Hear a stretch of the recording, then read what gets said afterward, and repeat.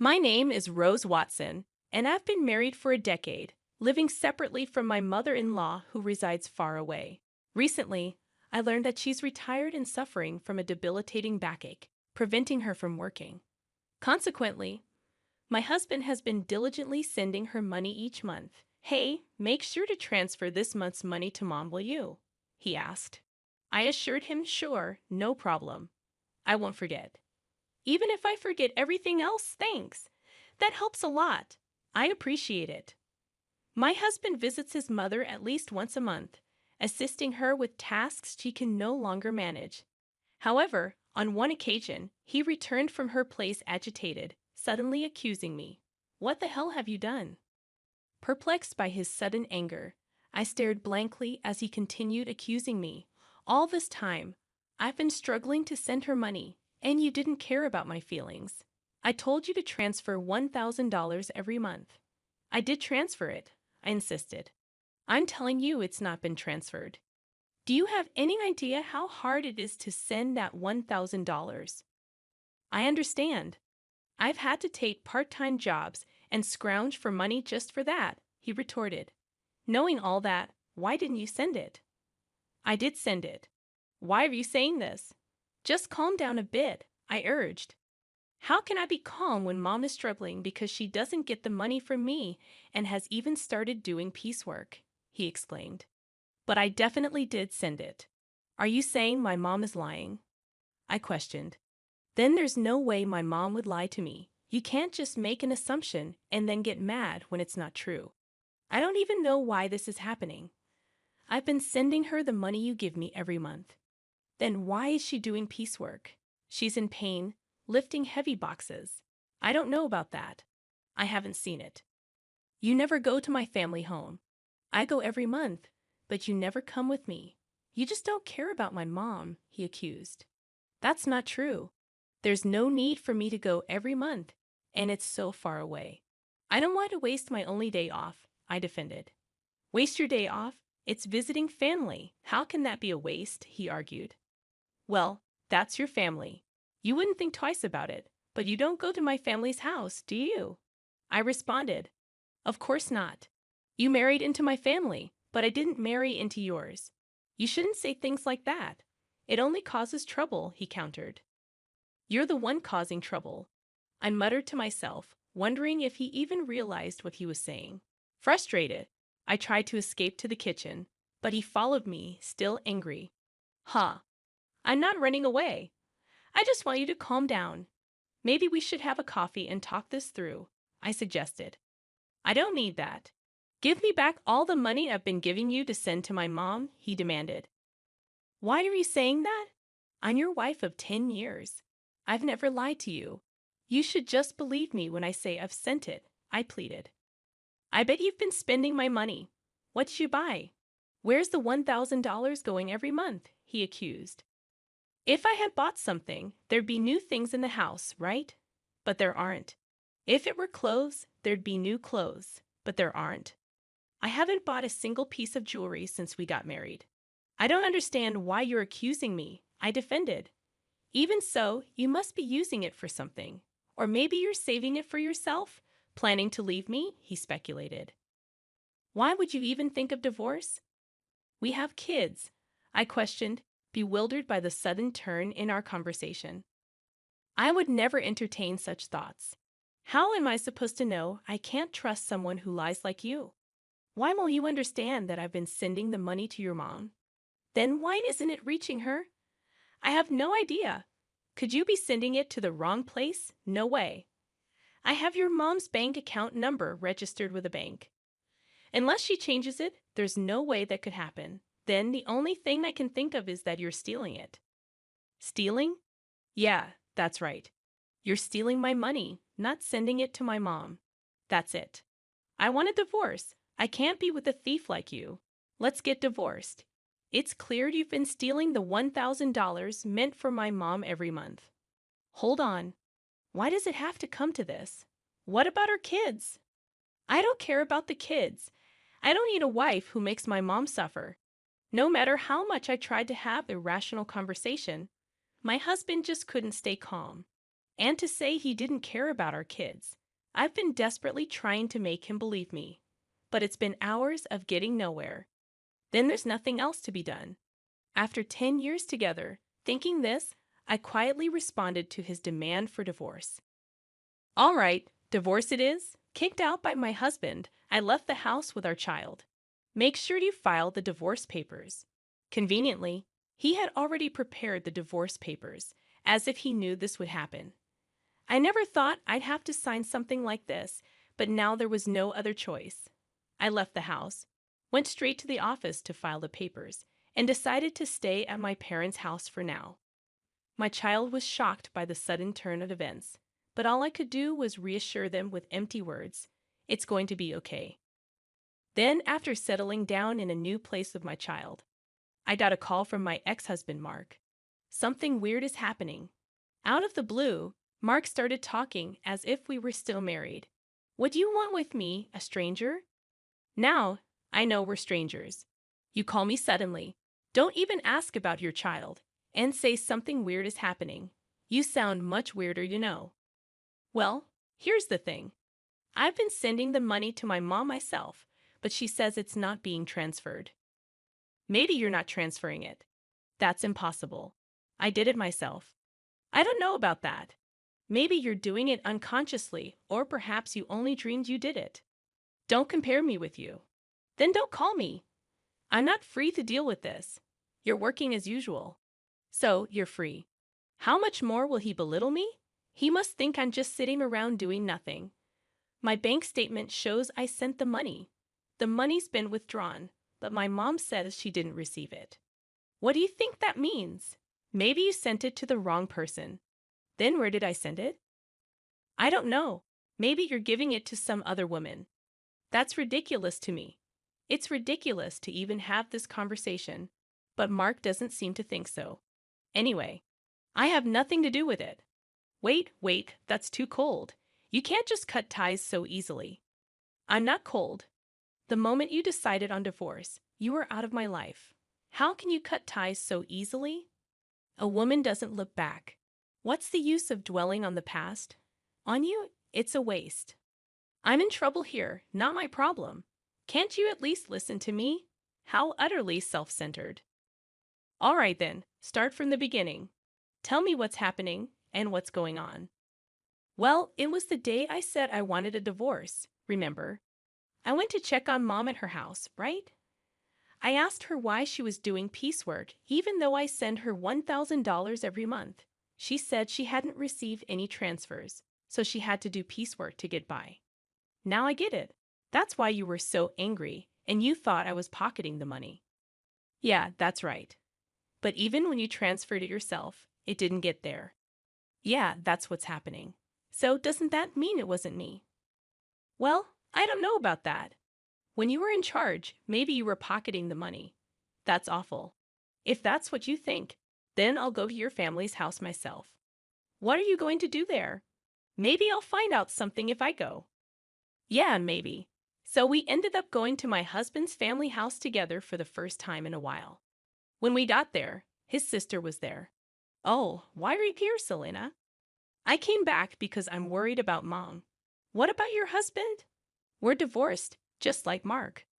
Oh, so you divorced and came back to your family home? Yes, I did. When did you come back? 6 months ago. 6 months? Never mind that. Mom, is it true that you didn't receive the money I sent? It's true. It doesn't change the fact that the money wasn't received, whether both of you are here or not. But did you print out your account record in your bank book lately? Yes, I did. Just 2 days ago. Can I see the bank book? Sure, you can't show that. Why would you show a bank book to someone else? You're a stranger now. Why would you think she'd show you something so important? Are you out of your mind? But we can't know if the money really wasn't deposited unless we check. You don't need to see it. Then I'll look. I'm her son. It shouldn't matter. Fine, look. There's hardly anything in there anyway. My mother-in-law said this, and then fetched the bank book from a drawer in the next room. But when we looked at the bank book, there were deposits and withdrawals. Look, Mark, there's a deposit from you here. and it was withdrawn the next day. That's quite punctual. Before this, even if you deposited it, it wasn't withdrawn immediately. I couldn't go to the bank much because of my back pain. I would wait until it was absolutely necessary, but since Selena came back, she's been going to the bank for me, which has been a big help. Ever since Selena returned, she's been the one going to the bank. The money was always withdrawn the next day, according to the bank book. Mark and I instinctively looked at her. What? I don't know anything about this, she said desperately. But from what we see here, it looks like you withdrew it, Selena. Mom doesn't go to the bank, and maybe someone else has Mom's card and is withdrawing the money every month. I don't have a card. I'm afraid of losing it, so I never made one, she replied anxiously. Tell the truth, Selena, Mark urged. All right, it was me. Mom told me to withdraw the $1,000 she was getting each month. I saw it was being deposited every month, so I thought borrowing a little bit would be okay. If you're borrowing it, are you planning to pay it back? I interjected. I intend to pay it back. I just don't have the money for it right now, she confessed. Why would you do such a thing? Mark questioned. I really needed the money. I only borrowed it because I had to. Besides, Mom's managing to get by. Isn't that fine? Selena justified. Were you that desperate for money? His mother softened her tone and asked. Then Selena completely changed her tone from her previous assertiveness, now playing the role of a pitiful victim. If that's the case, it can't be helped. Mark was kind enough to send the money. But this is an unavoidable situation. Yeah, if sister was in trouble, it's the family's job to help after all, Mark reasoned. Despite his rage and accusations towards me, Mark forgave his sister as if nothing had happened. Hey, I was called a thief over this, and now you're just going to let it go because it's your sister. It can't be helped. She said she's in trouble. That's fine for your money, but don't you have something to say to me? I challenged. Not really. No, not even an apology after all the horrible things you said to me. Why should I apologize? I don't see any need to. I was hurt by what you said, Mark defended. Such a fragile mental state, I muttered to myself. Anyway, it's not like I did anything wrong, right? Selena was having a hard time, so this happened. It's not Mark's fault. He doesn't need to apologize, his mother supported. Isn't this just like being completely surrounded by enemies? Even if I speak the truth, this place is hostile territory. There's no doubt that anything I say will be met with opposition. Even though a quick look at the bank book would have clarified everything, I had to travel all this way just to be treated like this. Fine, if cutting ties with you costs me this much, it's a small price to pay. I'm leaving. Drive me to the station, I demanded. Why do I have to take you? We're divorced, remember? I don't have to do anything for you, a stranger, Mark retorted. Because I came all this way for you. You asked me for help, I argued. Did I? I don't remember asking you to come. I just wanted some advice. You came here on your own. You can leave on your own too. Mark snapped. That's right. You're not a couple anymore. Why should he take you? It makes sense for a husband, but not for a stranger, his mother added. What a group. No thank you or sorry for solving the issue. After spending 10 years with such a man, it felt like such a waste of time. Fine, I'll take a taxi. I don't need you, I declared, frustrated. I called the taxi and somehow managed to get home. As I arrived home, tears of frustration streamed down my face, and I swore never to listen to that man again. However, after a while, my husband called me. Maybe he had changed his mind and was about to apologize for what happened. Perhaps he'd explain that he had to act that way in front of his sister and mother. But my expectations were shattered. Can you lend me some money? He asked abruptly. Shouldn't you say something to me first? Oh, long time no see, I replied. That's not what I mean. You're being troublesome, you know. It's not normal to ask for money without even apologizing first. That's not true. We were a married couple after all. You could say we were a united fate. That's not the case anymore. The day we split up, our united fate dissolved. I still think we're a united fate, though. He keeps saying whatever he wants. So lend me some money, will you? Why? The truth is, I found out Selena has a huge debt. Wait, it's been quite a while since that day. Didn't you ask her what she spent the money on? I couldn't ask her that. It would have been too pitiful. Money is a delicate subject. Maybe her ex-husband had something to do with it. Or there might be some other reason. Sure, there must be some reason. But you should have asked about it for the future, right? I trusted her because we're family, and yet there was no trust for me at all. Well, I've known Selena way longer than I've known you. Yeah, since we were born. That's why I trusted her. I thought everything would be fine, but in the end, it wasn't fine. So what happened? It turns out she had a huge debt, and the $1,000 a month wasn't enough. How much does she need then? She wants to repay it all at once. It's true that paying it off in one go would save on interest, but I don't have that kind of savings. So why did you contact me? Because you said you had a good amount of savings when we were in the car going to your parents' house. I remember. I was insulted by him, saying I must be struggling without money since our divorce, and that I would have stolen the money if he continued to ask me to make the transfers. Angered by his belittling words and the assumption that I couldn't survive on a part-time job, I ended up revealing that I was trading stocks and making a good profit. But would that lead to an ex-wife being asked for a loan? Selena says she's in debt for $30 million. $30 million? Yes, so please lend me the money. It's okay, right? First, why does she have such a huge debt? I was curious too, so I asked her. It turns out most of it was from shopping, and it's all brand items. She just can't control her desire when she sees them and ends up buying things. She put everything on revolving credit, so the interest adds up, and she keeps buying more every month. Before she knew it, her debt reached $30 million. She's really careless. Mark, laughing off his carelessness, is quite careless himself. She didn't understand how revolving credit works. She thought she could just pay a set amount each month, and eventually it would be paid off. I guess I can understand that feeling. I can't understand it at all. How could she take such a risk? And wasn't this the reason for her divorce? Now she finally realized the interest is piling up, and it's becoming a serious problem, so she came crying to me, but I don't have that kind of money. I told her I couldn't give more than $1,000 a month. Then she suggested borrowing from you. What? Why me?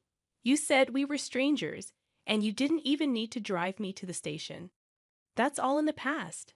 The past should be washed away like water under the bridge. What a selfish and convenient way of thinking. Would anyone accept that? So you could afford to lend it, right? Well, yes. I do have that much in savings. Then lend it to me. I just made a lot of money with stocks recently, so you win some, you lose some with stocks, right? Yeah, that makes sense. But didn't you say stocks were like gambling? Isn't it gambling? You always ridiculed me for playing the stock market, calling it a gamble. Right, did I? When you wanted a divorce, you hurried to separate because you said having a wife who gambles on stocks would lead to trouble. I said that when I didn't know how much you had saved. So that's why you asked me how much I had. That time you ridiculed me, but then I mentioned I had savings. Well, yeah, I didn't expect you to have that much, but I'm glad. I inquired, but even at that stage, you still dismissed it as gambling. Well, yeah, but let's not worry about it. I was foolish. All right, that's not all right. You are really cruel, and now you want money I saved for our child. You're worrying too much. Our child won't need that money for a long time. It's silly to start saving from now. Money rots if you don't use it. Money rots. I've never heard of money rotting. Think of this as an investment. It's like investing in me. Why would I invest in you? Just do it. Lending me the money would be the smartest move, right? Look, if I lend you money, it won't come back, right? You're still sending $1,000 a month to your mom. Where will you find the money to pay me back? All right, I'll pay back $11,000 a month. Are you crazy? How many years do you think it will take to repay it that way? Don't say that. I really regret it. Regret?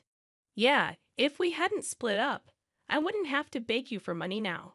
I have to ask, isn't that unjust? So you're just after my money? No, it's not like that. We don't have love, but we can rely on each other. It feels like I'm only being relied upon. You're so rigid. Thinking like that won't make you happy. We could even remarry. I didn't mind our marriage that much. Wow, I do mind. I don't want to be with someone who can't apologize. Fine, I apologize. Sorry. Is that good enough? What are you apologizing for? Explain in 400 characters or less what you did wrong. Ah, I just apologized because you said so. Pathetic. Don't ever call me again. Why? I apologized? So will you remarry me or help me? My sister is suffering. Shut up. Go to hell. Saying so, I forcefully ended the call and blocked his number. Later, I heard from mutual friends that Mark, despite saying it was impossible, couldn't refuse Selena. Being not only constantly nagged by Selena, but also persuaded by his mother to help. Consequently, he ended up borrowing money from a consumer finance company to repay her debt in full. Everything was settled, assuming Selena would work and gradually repay the debt. They thought so. However, far from working, she resumed her shopping habits. Despite having suffered before, she again made purchases on revolving credit. This burden eventually fell directly upon Mark to handle. When they confronted her about why things turned out this way, she reportedly said, "I never intended to buy anything. By the time I realized it, I had already processed the credit." Mark and his mother, naively believing Selena's words, just accepted it, saying she must be sick. They neither devised any solutions nor took her to a hospital, despite thinking she is ill. While saying this, Selena, wearing expensive clothes and jewelry, is reportedly laughing over tea with friends, saying, "Really, Mark is so easy to manipulate." Eventually, they couldn't escape the debt and had to sell their family home. Now Mark, his mother, and Selena ended up living together, but they couldn't afford the rent for the apartment they used to live in, so the three of them moved. Apparently, their life is quite difficult now. It seems only Selena is enjoying it, but neither Mark nor his mother realized this. On the other hand, I continue to profit from the stock market and now live a comfortable life in a spacious apartment with my child.